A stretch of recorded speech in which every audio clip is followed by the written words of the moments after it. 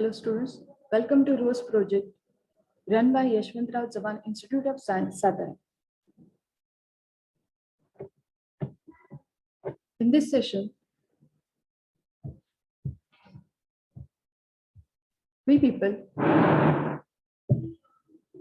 are discussing the chapter Units and Measurements. In the earlier session, we people have discussed about necessity of units, fundamental units, and derived units. In this session, we people are going to discuss about measurements. So let's get started.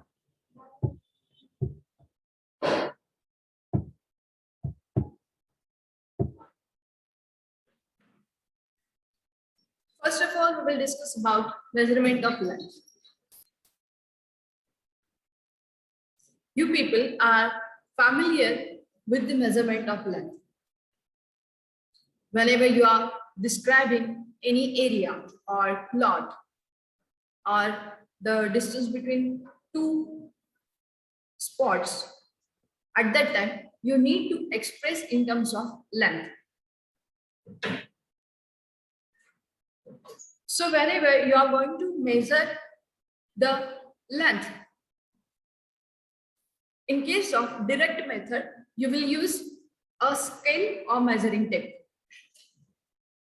But whenever you are going to measure the length of any distance between two celestial bodies or distance between moon and the earth, distance between earth and the sun, then you cannot measure it with the help of any device.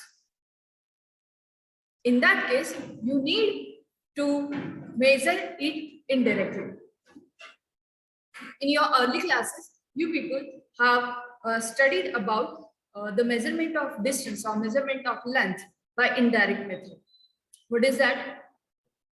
So you are known about the one thing that in case of sound, whenever sound is getting reflected back, two quantities or two parameters, you are well known. What are the two parameters? The two parameters are, you are well known about the velocity of sound and you are well known about the time required to reflect. And with the help of time and velocity, you can easily find out the distance. But can we use the same method to find out the larger distances? Like as I said, distance between the earth and distance between the moon, or distance between the earth and distance the sun. Is it easy? No. And for that reason, you are going to measure it with the help of parallax method. See what is exactly mean by parallax method.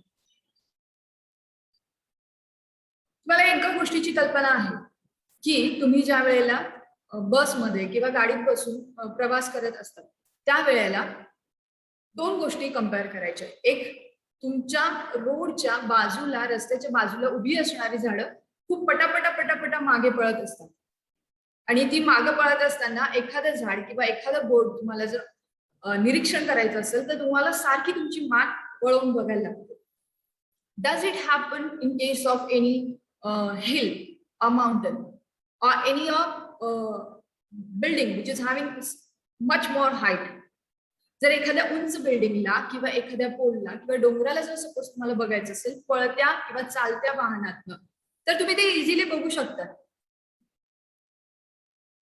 का? कारण ज्या वेळेला पळणारी झाडं किंवा पळणारे छोटे छोटे जे boards असतात तर त्या बोर्डसाठी अँगल तुमचा सारखा बदलत असतो आणि दूरचं जे काही पोल असतो किंवा झाड असतं किंवा दूरचं एखादा डोंगर असतो, एखादी टेकडी असते, तो मात्र तुम्ही स्थिरपणे बघू शकत असता. का? कारण त्याचा अँगल खूप लवकर बदलत नाही. आपण एक छोटी असं प्रयोग करून बघायचा. इथे दोन फिंगर्स आहेत, दोन बोटं मी अशी एका रेषेत पकडली, मी एक डोळा बंद करणार आणि मी बघणार. मी ज्या वेळेला बघतीये तर हे जे माझं दूरचं बोट आहे, हे दूरचं बोट बघण्यासाठी मला खूप अँगल चेंज करायला लागत नाही. पण त्याच केसमध्ये मला जर हेच बोट बघायचं असेल, हेच बोट मी लेफ्ट राईट असं जर चेंज केलं तर मला माझी नजर सारखी बदलायला लागते. मग हे जी काही प्रोसेस आहे, ही जी काही प्रक्रिया आहे, ह्याला आपण म्हणतो parallax. So parallax it is a method of measuring distance to an object. एखाद्या ऑब्जेक्टचं डिस्टन्स तुम्ही मेजर करण्यासाठी ज्या मेथडचा यूज करतात ते असतं पॅरलॅक्स मेथड. हे खरं तर तुम्ही ट्रिग्नोमेट्रीच्या तुमच्या 9th आणि 10th चॅप्टर्स मध्ये पण बघितलेले की तुम्ही जमिनीवरती उभे आहात आणि एखाद्या झाडाची किंवा पोलची उंची तुम्हाला शोधायची आहे किंवा एखाद्या बिल्डिंगची उंची तुम्हाला माहिती करून घ्यायची आहे, तर तुम्हाला डिस्टन्स आणि तयार होणारा अँगल या दोन गोष्टी माहिती असल्या की साइन कॉस टॅन थिटा ह्या स्पेशली त्या केसमध्ये टॅन थिटाचा यूज करून तुम्ही ते त्या बिल्डिंगची हाईट मेजर करू शकता.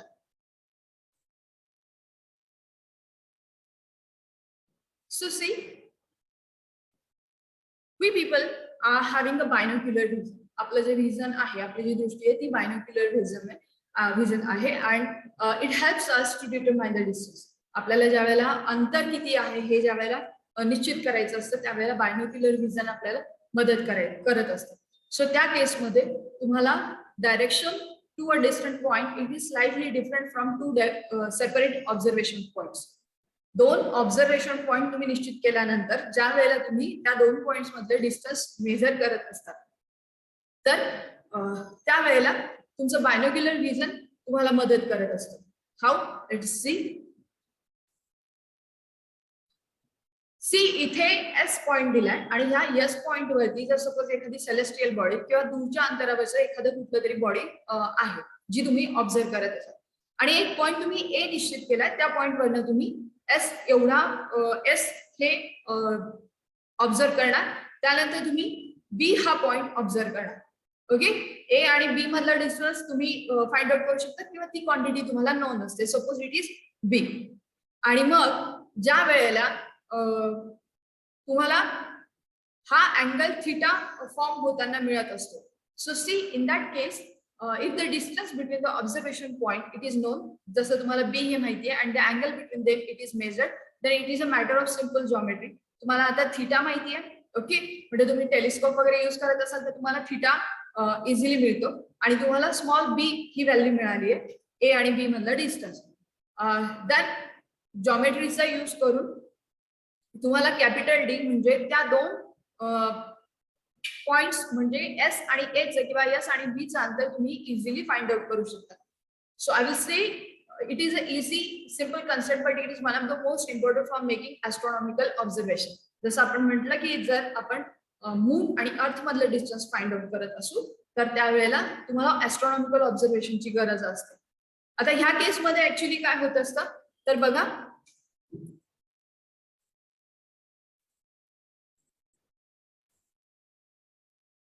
दोन पद्धतींनी तुम्ही या measurement of distance to the star आणि measurement of the size of planets or star या दोन पद्धतींचा ह्या केसमध्ये यूज करू शकता. पहिल्या केसमध्ये काय होतं, parallax measured from two most distance point on the earth for the stars it will be too small to measure for this purpose we will measure parallax between the two farthest point. दोन लांबच्या अंतरांमधलं जे दोन लांबच्या point मधलं जे काही distance असेल ते तुम्ही कन्सिडर करता. जसं आपण आधी पण पहिल्या सेशन मध्ये बघितलं होतं की तुमच्याकडे जर सपोज तुम्ही ज्या वेळेला प्लेन अँगल डिसाइड करत असतात तर तुमच्याकडे थिटाची व्हॅल्यू आहे, तुम्हाला रेडियस फाइंड आउट करायचं आहे आणि आर्कची व्हॅल्यू असेल तर त्या दोघांचा रेशो घेऊन तुम्ही थिटा फाइंड आउट करताय, बरोबर आहे. मग तुमच्याकडे आता या तिघांपैकी तुमच्याकडे थिटा आहे आणि आर्क आहे. खरं म्हणायला गेलं अर्थ सरफेसला ते काही असं प्लेन मिळणार नाही, ओके.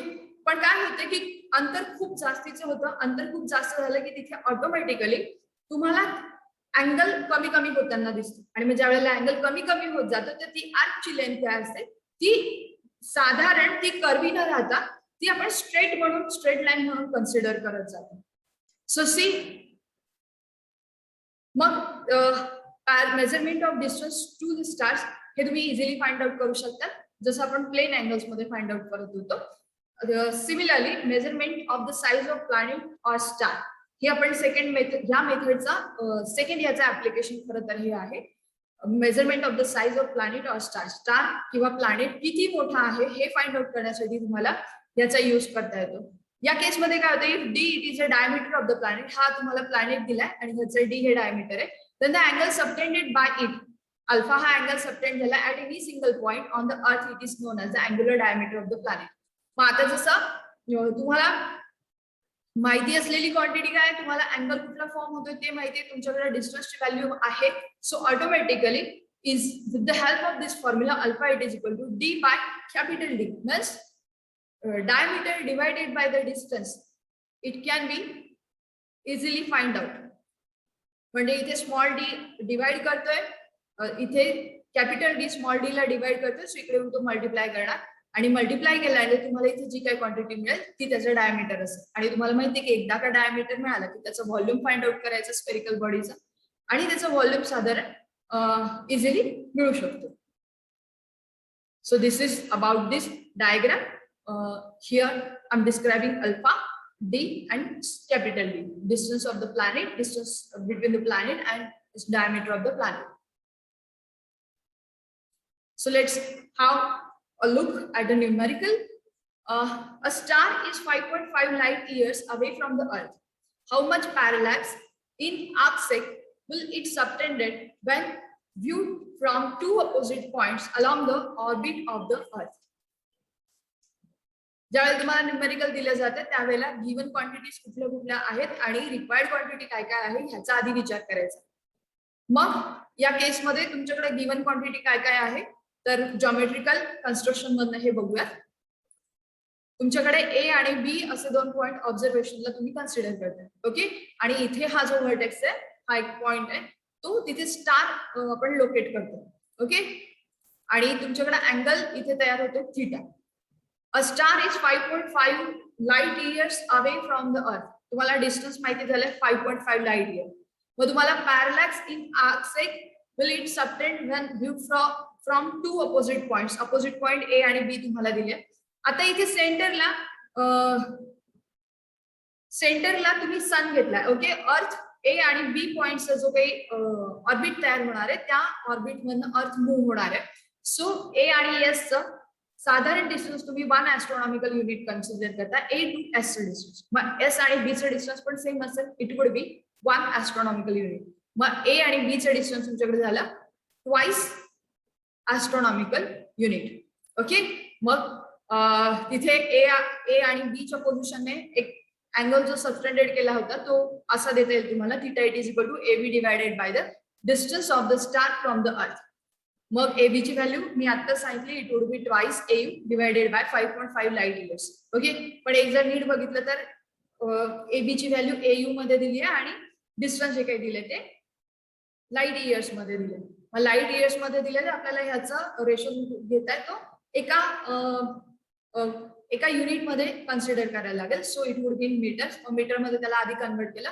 ऍस्ट्रॉनॉमिकल युनिट 1.496 into 10⁻11 त्याला मल्टिप्लाय केलं आणि 5.5 ला 9.46 into 10⁻15 ने मल्टिप्लाय केलं. Okay, it would be so here you are getting this value 5.75 into 10⁻6 radian. मग इथे तुम्ही काय करताय, हे रॅडियन मध्ये तुम्हाला हे आर्कसेक मध्ये द्यायचं.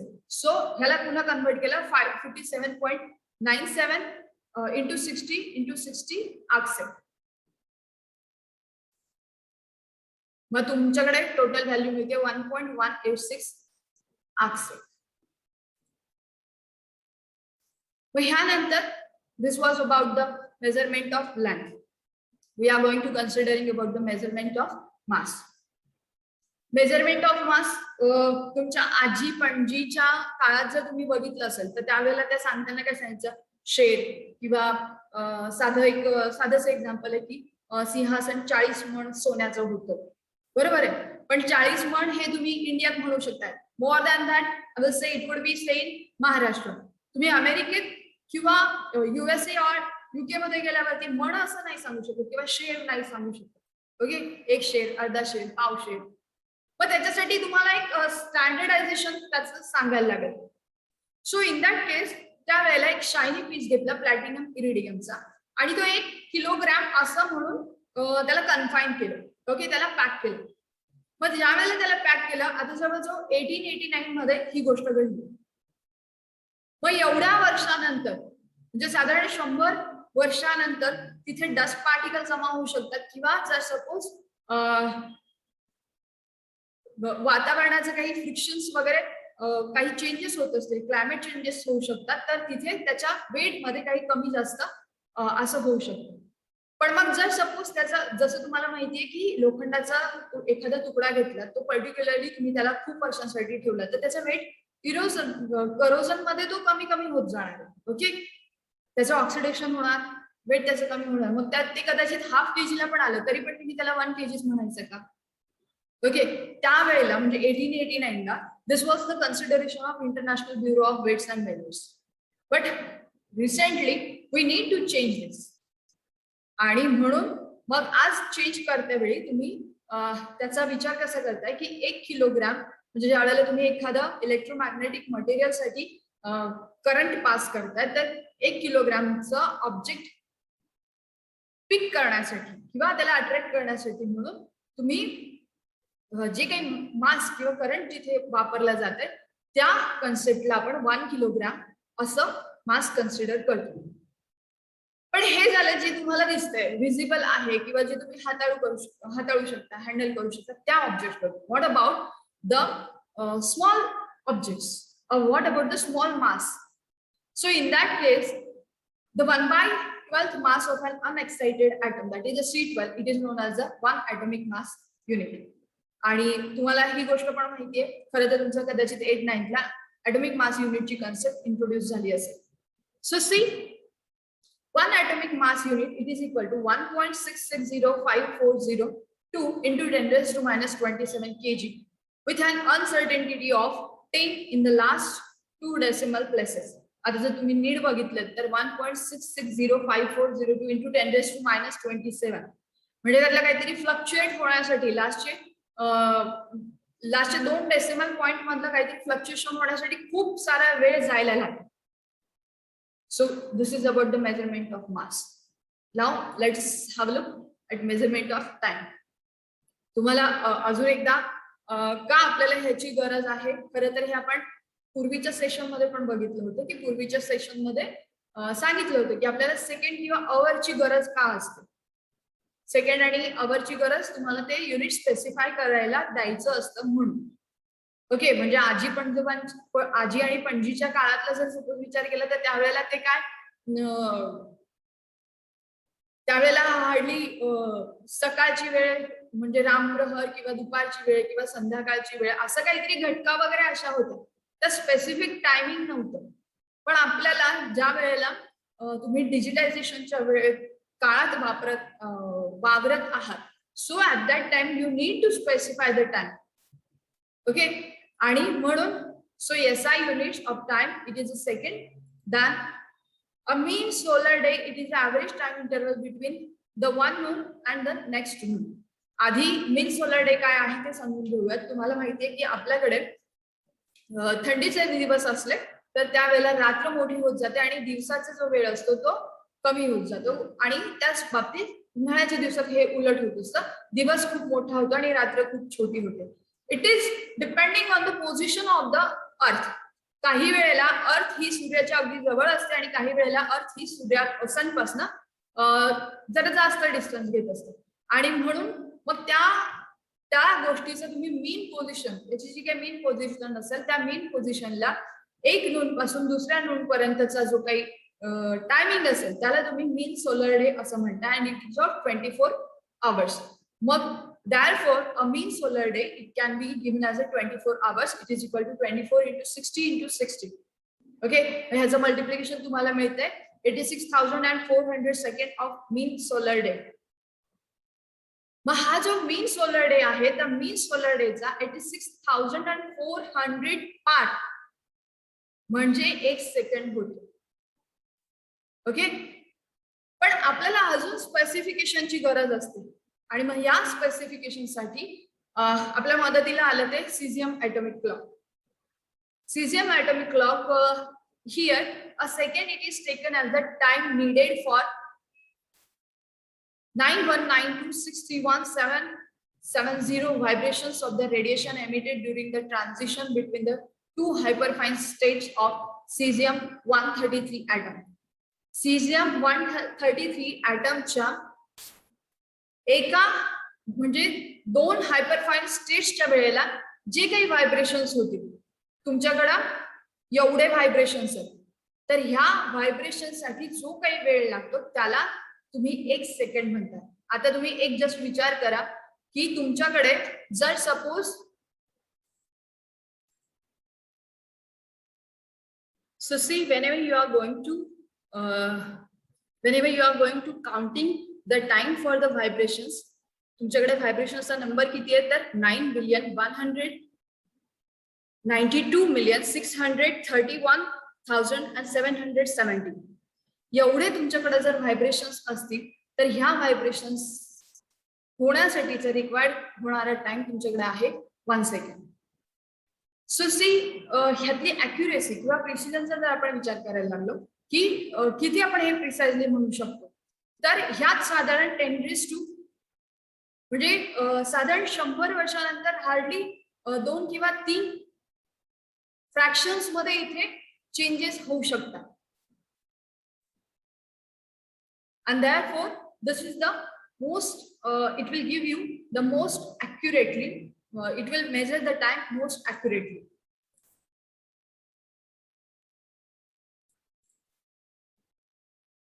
So let's stop here.